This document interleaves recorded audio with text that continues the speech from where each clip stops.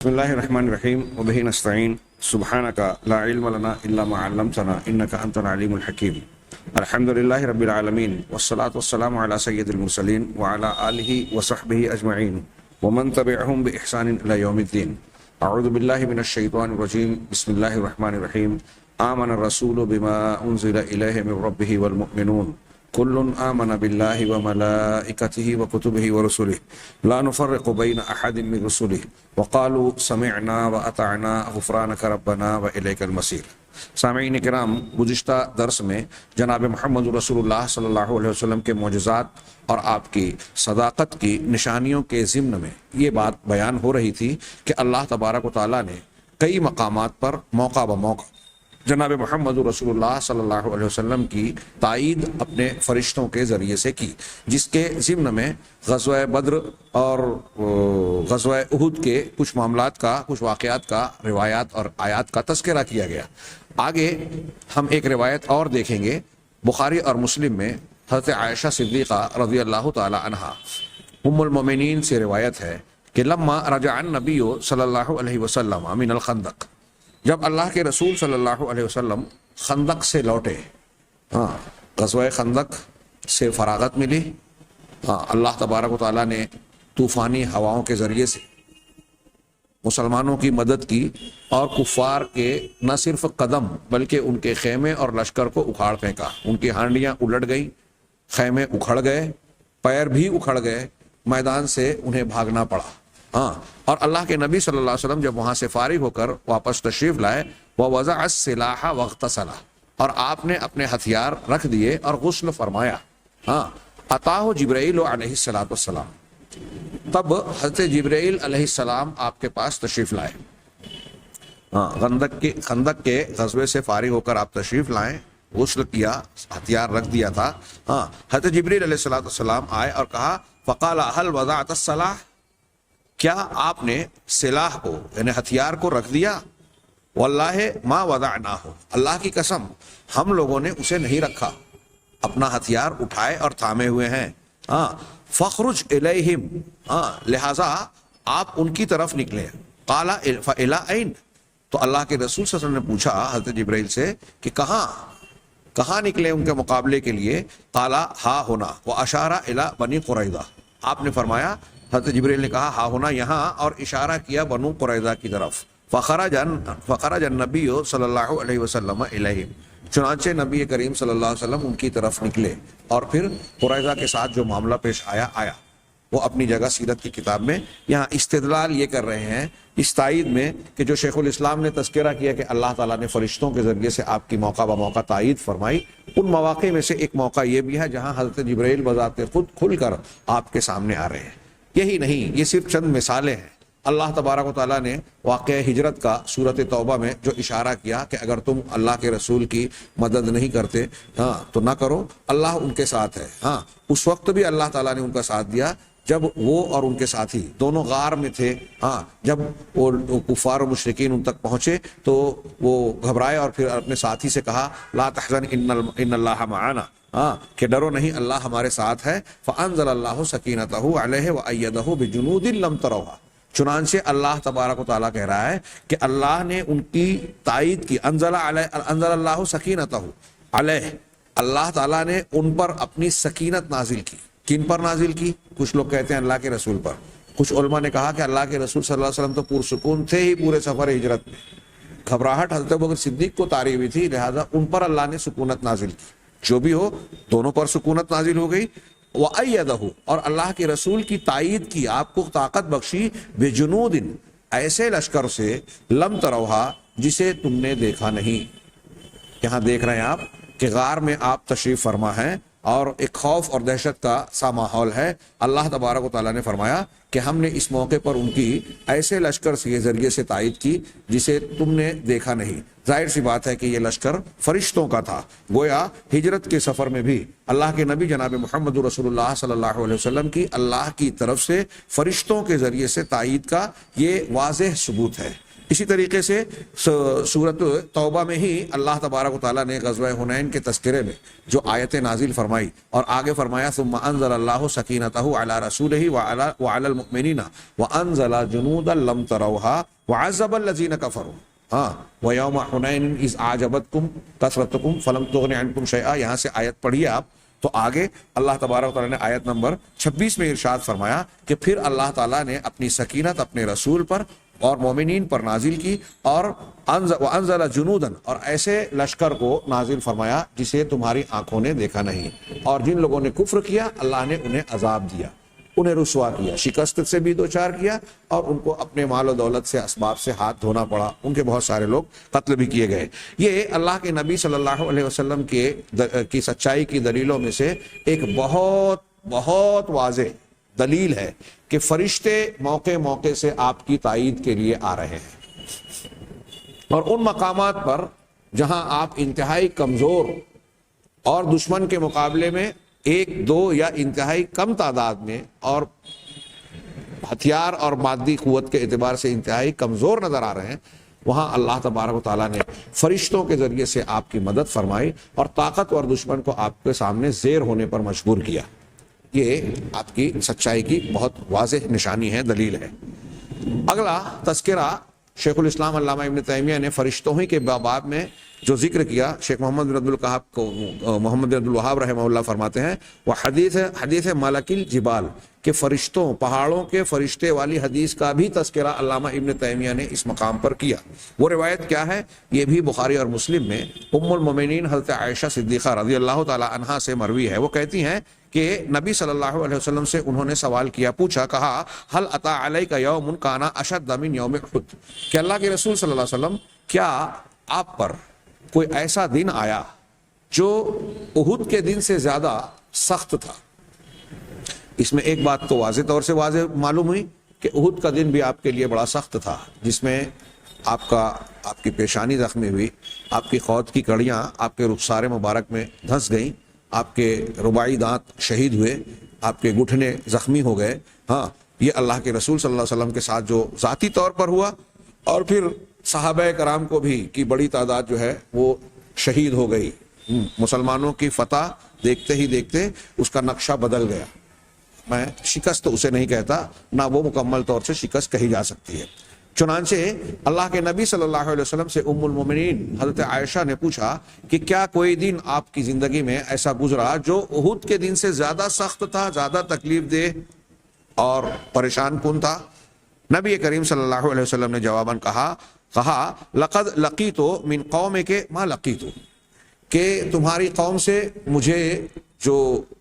پہنچا, میں نے جو جھیلا میں نے جو دیکھا, سامنا کیا, وہ سامنا کیا. بہت ساری ایسی چیزیں تھیں جو مجھ کو گویا جھیلنی پڑی, میرے ساتھ ہوئی, صبر و ضبط سے کام لینا پڑا. اللہ کے نبی صلی اللہ علیہ وسلم کی پوری مکی زندگی دیکھیے, اور پھر بعد میں بھی اللہ کے نبی صلی اللہ علیہ وسلم پر بڑے مشکل حالات, بڑے صبر آزما حالات گزرے. اور ظاہر سی بات ہے, ہم یہ جانتے ہیں کہ ایمان اور درجات میں جو جتنا بلند ہوتا ہے, اللہ تبارک و تعالیٰ کے یہاں اس کی اتنی ہی بڑی قسم کی آزمائش ہوتی ہے. اور انبیاء کرام اس میں سر فہرست ہیں. انبیاء کرام میں جناب محمد رسول اللہ صلی اللہ علیہ وسلم کا مقام چونکہ سب سے اونچا ہے, لہذا آپ کی جو آزمائشیں بھی تھی وہ بہت ہی ایسی تھی کہ ایک انسان, عام انسان اس کا تصور نہیں کر سکتا. تو اللہ کے رسول صلی اللہ علیہ وسلم نے جواباً کہا کہ مجھے تمہاری قوم سے جو کچھ ملا وہ ملا, بہت ساری چیزیں مجھے جھیلنی پڑی, لیکن وَكَانَ أَشَدَّ مَا لَقِيتُ مِنْهُمْ يَوْمَ الْعَقَبَةِ, لیکن سب سے زیادہ سخت اور سب سے زیادہ مشکل گھڑی جس سے میں دوچار ہوا, جس کا مجھے سامنا ہوا, وہ یوم العقبہ ہے, گھاٹی والا دن, یعنی گھاٹی کا سفر کر کے جو میں وہاں پہنچا. وہ کون سا؟ اِذْ عَرَضْتُ نَفْسِي عَلَى ابْنِ عَبْدِ یَعْلِیلَ ابْنِ عَبْدِ کُلَال. یہ اللہ کے نبی صلی اللہ علیہ وسلم اپنے طائف کے سفر جو دعوتی اور تبلیغی سفر تھا, مکہ میں اہل مکہ کو مسلسل توحید کی طرف بلا رہے ہیں، ان کی مخالفتیں جھیل رہے ہیں، ان کو مختلف انداز سے جو آپ کے لیے ممکن تھا ان طریقوں ان ذریعوں کو اختیار کر کے سمجھانے کی بھرپور کوشش کرنے کے بعد جب آپ اہل مکہ کے بارے میں کسی قدر مایوسی کا شکار ہوئے اور یہ خیال آیا کہ مکہ کے باہر بھی جانا چاہیے، ویسے بھی آپ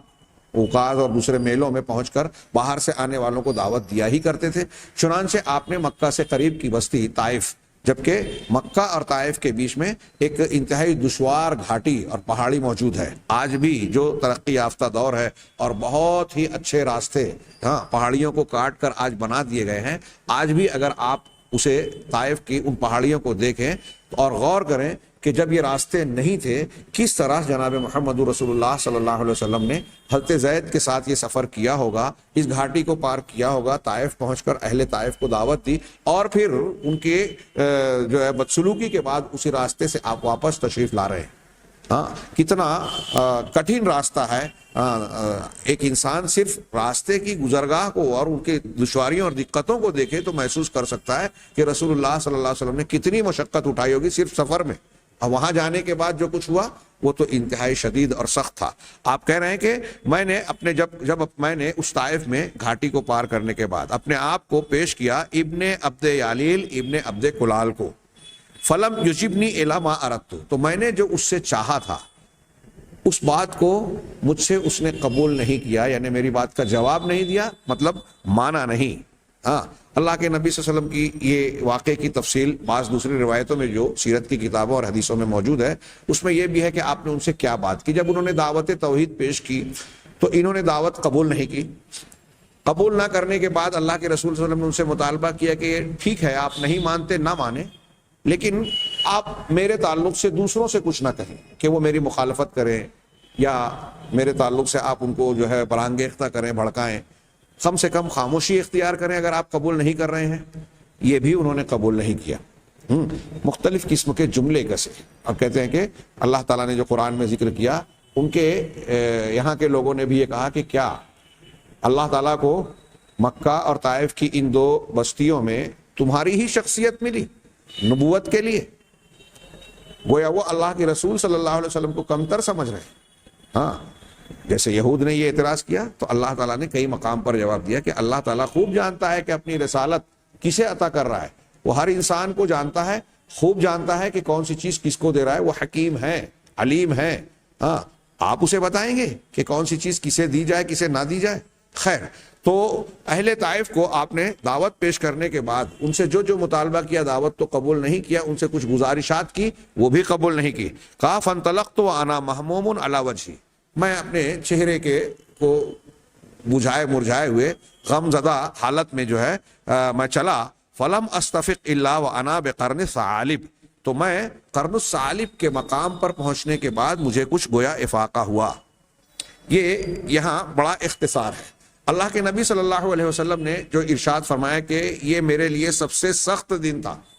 احد سے بھی زیادہ، یا دوسری جو مشقتیں مجھے اٹھانی پڑی، مخالفتیں جھیلنی پڑی، ان کے مقابلے میں یہ عقبہ والا دن جب میں نے ابن عبد یالیل کے پاس اپنے آپ کے سامنے اپنے آپ کو پیش کیا، وہ سب سے زیادہ سخت تھا۔ وہ کیسے سخت تھا یہاں اس روایت میں اس کی تفسیر یہاں جو الفاظ نقل کیے گئے اس میں نہیں ہے، اور یہ واقعہ مشہور ہے۔ نبی کریم صلی اللہ علیہ وسلم کی دعوت کو نہ قبول کر کے آپ کی گزارشات کو رد کرنے کے بعد یہاں ان لوگوں نے آپ کا مذاق اڑایا، راستوں میں آپ پر ٹھٹھے اڑائے، تانے کسے، اوباشوں، بدماشوں، بچوں کو آپ کے پیچھے لگا دیا۔ تھوڑی دیر کے لیے تصور کیجیے، اگر ایک بندہ مومن اسے صرف سوچتا ہی ہے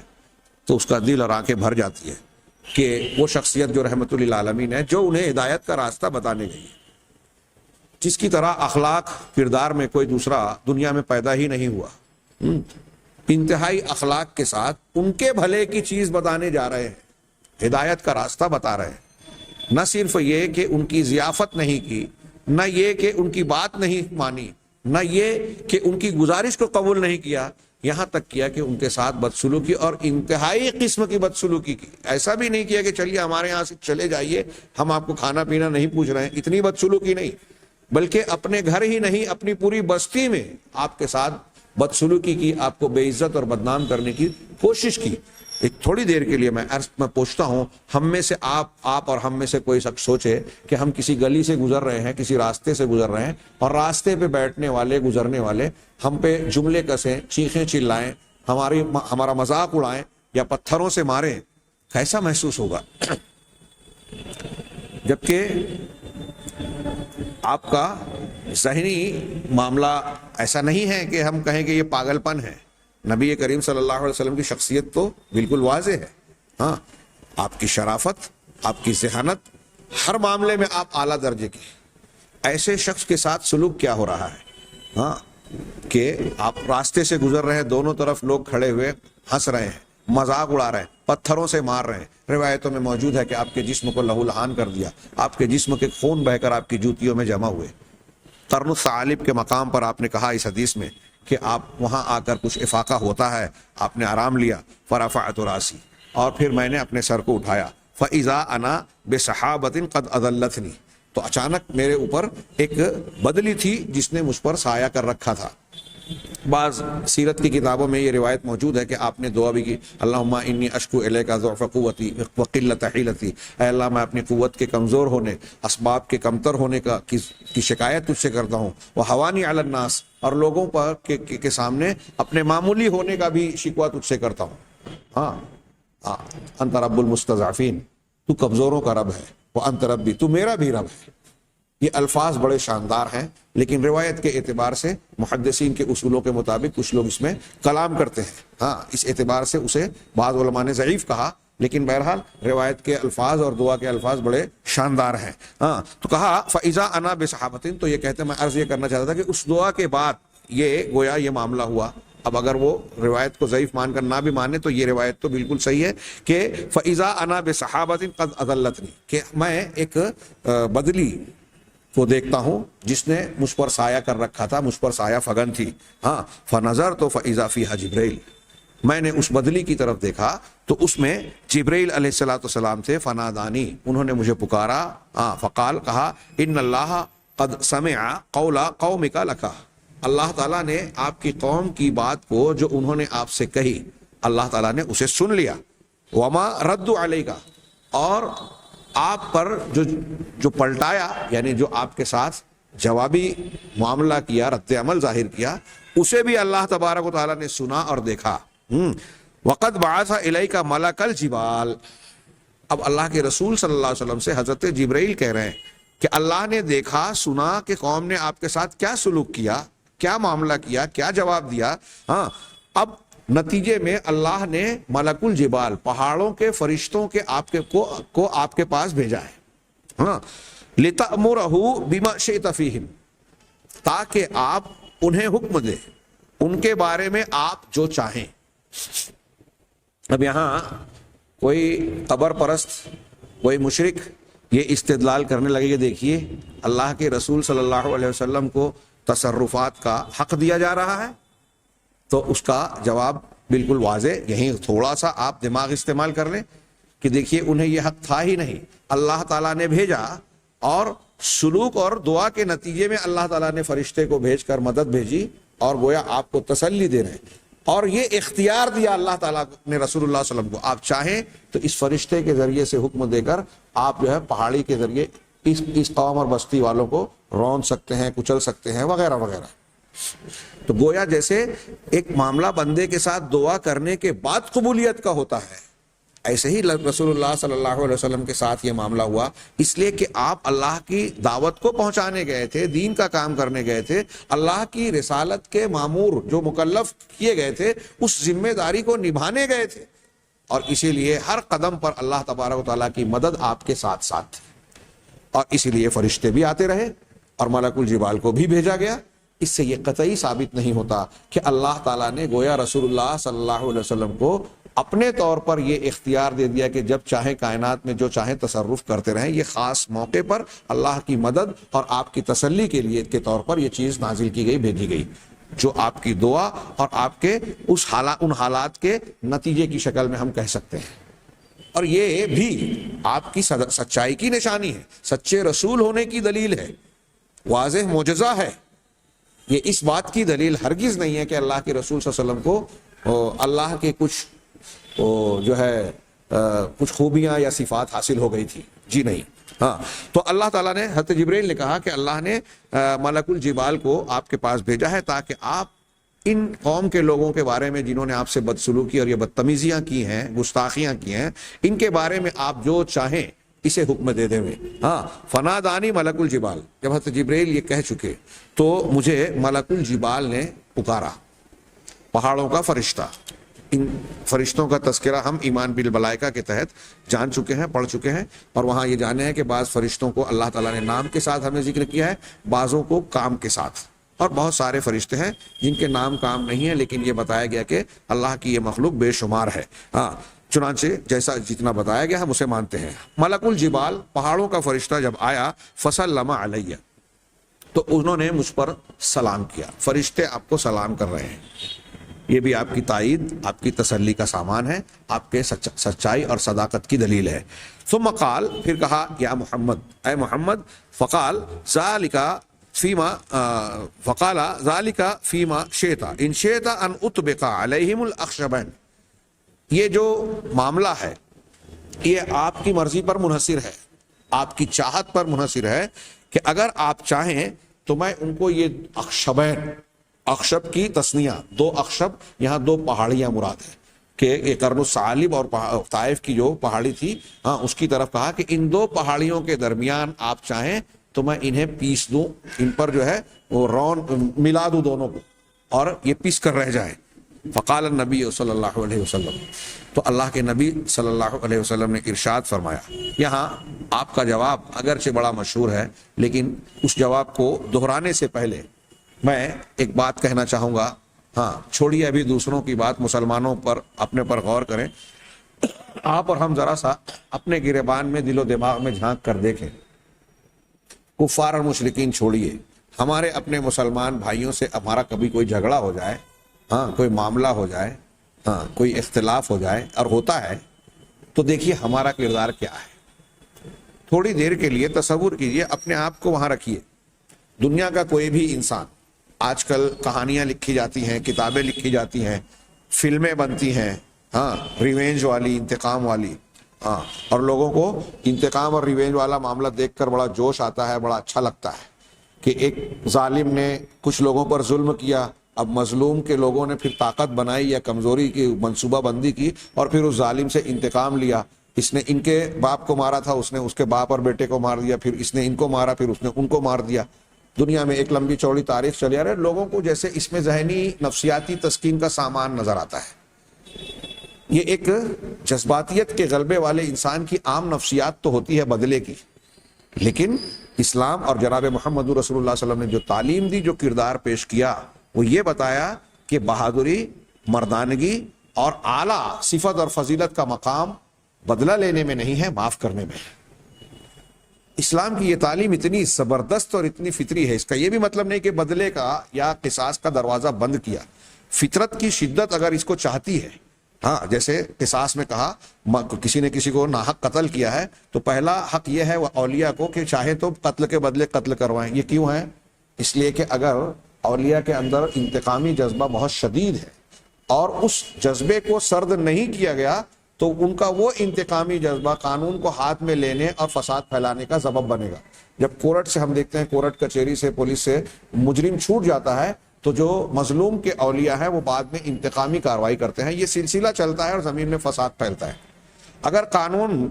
اپنا کام کر کے حقیقی مجرم کے گلے تک پھندا پہنچائے اور مظلومین کے جذبہ انتقام کو اس سے ٹھنڈا کر دے تو دنیا میں انتقامی جذبات سرد پڑ جائیں گے. لیکن یہ بات جو میں بیان کر رہا ہوں آج اچھی حکومتیں اور قانون ساز دانشوران سمجھنے کے لیے تیار نہیں ہیں.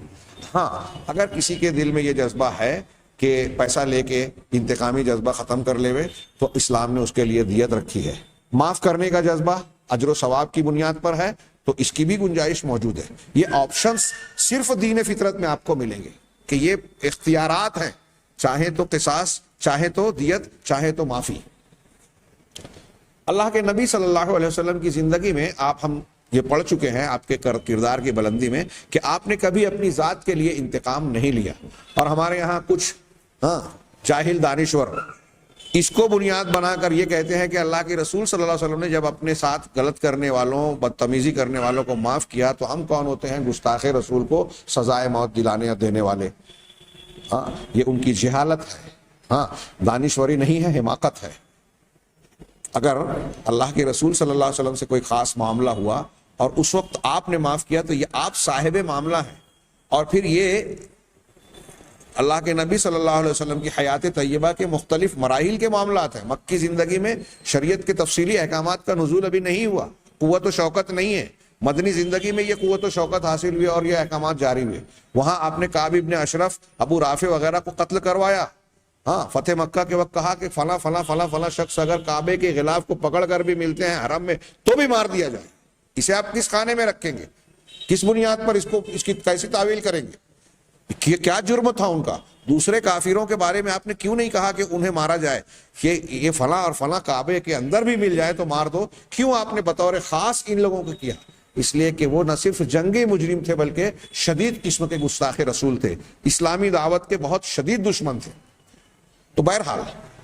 ہر چیز کو اس کے خانے پر رکھا جائے۔ اللہ کے نبی صلی اللہ علیہ وسلم نے ذاتی طور پر اگر معاف کیا تو آپ کے حق کو ہم اور آپ معاف نہیں کر سکتے۔ اس کو آپ یوں سمجھیے کہ اگر کسی شخص نے مولانا وحید الدین خان کو، جنہوں نے یہ کہا کہ اللہ کے رسول صلی اللہ علیہ وسلم کو کے گستاخ کو ہم کیوں سزا دیں، اگر کوئی انہیں تماچا مار دے، ہاں مولانا وحید الدین خان کو تماچا مار کر میں جو ہے ان کو میں ماروں اور کسی تیسرے آدمی کے پاس جاؤں اور کہوں کہ میں نے مولانا وحید الدین خان کو تماچا مارا ہے اور آپ مجھے معاف کر دیجئے، تو کیا وہ معاف کر دے گا تو میرا گناہ معاف ہو جائے گا؟ ظاہر سی بات ہے کہ اگر شیخ وحید الدین خان کے ساتھ میں نے بدتمیزی کی ہے، ان کا حق مارا ہے، ظلم زیادتی کی ہے، تو ان سے میں ہی معافی مانگوں اور مجھے وہی معاف کریں گے تبھی تو میرا معاملہ صاف ہوگا۔ اللہ کے رسول صلی اللہ علیہ وسلم کی شان میں گستاخی کر رہا ہے ایک آدمی اور معاف ہم کریں؟ اب یہاں تو رسول اللہ صلی اللہ علیہ وسلم کا معاملہ میرا فلاں کا اور وحید الدین خان کی طرح ہے بھی نہیں۔ آپ کی شخصیت کا معاملہ دنیا کے بہت سارے لوگوں کے ایمان سے، اندھی عقیدت سے نہیں، ایمان سے، محبت ایمانی سے جڑا ہوا ہے، اور آپ کے بغیر اسلام اور ایمان کی شان باقی ہی نہیں رہ سکتی۔ اور میں نے اس سے پہلے بیان کیا، اہل علم نے بڑا تفصیل سے لکھا عقلی بنیاد پر کہ دنیا میں کوئی بھی ریاست کا، حکومت کا باغی قتل کی سزا کا مستحق ہوتا ہے۔ اسلامی ریاست کی بنیاد تو رسول اللہ صلی اللہ علیہ وسلم کی ذات اور تعلیمات ہیں، یعنی آپ کی شخصیت اور آپ کا مقام اسلامی ریاست سے اونچا ہے، تو ریاست کا جو باغی ہو سکتا ہے وہ رسول اللہ صلی اللہ علیہ وسلم کے باغی سے کہیں چھوٹا ہے۔ اور جب ریاست کے باغی کی سزا سزائے موت ہو سکتی ہے تو رسول کے باغی اور گستاخ کی سزا یہ کیوں نہیں؟ بالکل عقل کا تقاضا ہے۔ دنیا کی کسی شخصیت کی اہانت اور توہین کے بدلے میں آپ جو ہے سزا کا قانون رکھتے ہیں پوری دنیا میں، ہاں ہولوکاسٹ کا قانون رکھتے ہیں کہ یہودیوں کی تاریخ کو اگر آپ نے نہ انکار کیا تو اس پر آپ کے لیے 20 سال تک کی سزا ہو سکتی ہے، ہاں اور پھر دیگر انبیاء کے تعلق سے یورپ کے کئی ملکوں میں جو ہے سخت سزا ہو سکتی ہے۔ تو جناب محمد رسول اللہ صلی اللہ علیہ وسلم کی شان میں گستاخی کرنے والے کے خلاف سزا اور سزائے موت رکھنے پر کیوں لوگوں کو اتنا اعتراض ہوتا ہے؟ اور اس سے یہ لگتا ہے کہ اس سے اظہار آزادی، اظہار رائے پر زر پڑ رہی ہے۔ بالکل بکواس بات ہے، غیر عقلی اور غیر فطری بات ہے۔ ہاں جو لوگ یہ کہتے ہیں خود ان کے اپنے مذہبی مسلمات کو جب کوئی چھیڑتا ہے تو وہ تلملا اٹھتے ہیں اور وہاں آزادی اظہار کی دہائی دے کر اپنے مذہب کی مخالفت کو برداشت نہیں کرتے، فتنہ و فساد پھیلاتے ہیں۔ بہرحال ہاں اللہ کے رسول صلی اللہ علیہ وسلم کے میں اس کردار کی وضاحت کرنا چاہ رہا ہوں کہ جو آج کے زمانے میں عالمی میڈیا اور منصوبہ ساز لوگ، مسلمان دشمن عناصر اللہ کے نبی صلی اللہ علیہ وسلم اور اسلام کو جو الزامات دیتے ہیں اور بطور خاص شدت پسندی کا الزام دینا چاہتے ہیں، وہ یہ بتائیں کہ دنیا میں آپ اور ہم میں سے اگر کسی کو کوئی بستی والے ایسا سلوک کریں جیسا طائف والوں نے جناب محمد رسول اللہ صلی اللہ علیہ وسلم کے ساتھ کیا تھا، اور پھر اسے یہ طاقت مل جائے کہ میں اس بستی والوں سے بدلہ لے سکتا ہوں، تو وہ کیا کرے گا؟ ہم اور آپ کیا کریں گے؟ ہاں آپ کا انکار کیا، مذاق اڑایا، پتھروں سے مارا، شہر سے نکلنے پر مجبور کیا، بظاہر کھلے طور سے بے عزتیاں کی۔ اب اللہ کی طرف سے یہ فرشتہ آ کر کہہ رہا ہے کہ آپ کہیں تو ان کو 2 پہاڑوں کے بیچ پیس دیا جائے، آپ اور ہم اس مقام پر ہوتے، ہمارے ساتھ کوئی ایسا سلوک کرے تو ہم کیا کریں گے؟ اس سے بہت کم درجے کا سلوک آج ہمارے یہاں کوئی ایک دوسرے سے ہوتا ہے، اختلاف ہوتا ہے تو ہم اس کے نام و نشان مٹا دینے کے لیے سازشیں کرتے ہیں، اس کے پیچھے آدمی لگاتے ہیں، اس کو بدنام کرنے کی کوشش کرتے ہیں، اس کا تاریخ میں کہیں نام نہ آئے۔ ہمارے یہاں دینی جماعت کے لوگ یہ کوشش کرتے ہیں کہ اس کا جمعہ کا خطبہ بند ہو جائے، اس کا درس قرآن بند ہو جائے، اس کے دینی کام غائب ہو جائیں، اس کے جو مسلمہ خدمات ہے اس کا رد کر دیا جائے، اور ہم نے جو نہیں کیا اس کو عام کیا جائے، اس کے عیب کو ڈھونڈ ڈھونڈ کر جو ہیں وہ بھی اور جو نہیں ہے وہ بھی بیان کیے جائے لوگوں میں، تاکہ لوگ اس کو بری نگاہ سے دیکھیں، اس سے دور ہو جائیں، اس سے دین کا استفادہ نہ کریں۔ دین کا شخصیت کا نہیں، دین کا بھی نقصان ہو رہا ہے تو کوئی پرواہ نہیں، اس لیے کہ ہماری دشمنی کی تسکین ملنی چاہیے۔ یہ مسلمانوں کا کردار آج ہے، دیندار لوگوں کا، جو دنیا دار ہیں ان کی بات چھوڑیے، جو دین کے ٹھیکیدار ذمہ دار بنتے ہیں ان کے کردار ایسے ہیں، انہیں رسول اللہ صلی اللہ علیہ وسلم کی اس سیرت اور اس اسوے کے اتباع کی تازہ کرنے کی بہت شدید، وہ اپنے آپ کو عالم، بہت علم والا، جاننے والا سمجھتے ہیں تو وہ کھرچ کر نکال دیں۔ جو لوگ اللہ کے نبی صلی اللہ علیہ وسلم اور دین کی ان تعلیمات سے دور ہیں وہ جاہل ہیں۔ ہاں، اگر معلومات ان کے دماغ میں ہیں تو عمل میں تو نہیں ہے، لہذا عملی طور سے وہ نرے جاہل ہیں، عہد جاہلیت کی پیداوار کی قسم سے اور تعلق رکھتے ہیں۔ اللہ کے نبی صلی اللہ علیہ وسلم یہ تعلیم دے رہے ہیں عملی کہ نہیں، ان طائف والوں نے میرے ساتھ یہ سلوک کیا تو میں یہ نہیں چاہتا کہ پہاڑیوں میں پیس کر انہیں جو ہے رون دیا جائے، ختم کر دیا جائے، بل ارجو ان یخرج اللہ من اصلابہم من یعبد اللہ وحدہ لا یشرک بہ شیئا، بلکہ میں امید رکھتا ہوں کہ اللہ تبارک و تعالی ان کی پیڑھ سے نکالے گا، یعنی ان کی نسل میں پیدا کرے گا، عقلی نسل میں ایسے لوگوں کو پیدا کرے گا، من یعبد اللہ وحدہ، جو اکیلے اللہ کی عبادت کرے گا، اس کے ساتھ کچھ بھی شرک نہیں کرے گا۔ یہ روایت جو ہے یہ اختصار کے ساتھ صحیح بخاری اور صحیح مسلم کی روایت ہے، اس میں بالکل صاف ہے کہ اللہ کے نبی صلی اللہ علیہ وسلم کی مدد اور تائید کے لیے حضرت جبریل اور آپ کی معیت میں اللہ تعالیٰ نے ملک الجبال کو بھیجا۔ اب اس کے بعد علامہ ابن تیمیہ کا قول نقل کر رہے ہیں شیخ محمد بن عبد الوہاب کہ اس کے بعد اللہ تبارک و تعالیٰ نے دشمنوں کے مقابلے میں اللہ کے لیے خود کے کافی ہو جانے اور آپ کی بچاؤ کی ذمہ داری لینے کا بھی تذکرہ کیا۔ ہاں، اور یہ بھی کئی وجوہ سے نبوت کی نشانی ہے۔ انشاءاللہ اس کی تفصیل ہم آئندہ درس میں جانیں گے۔ اللہ تبارک و تعالیٰ ہمیں خیر کی توفیق دے۔ وآخر دعوانا ان الحمد للہ رب العالمین۔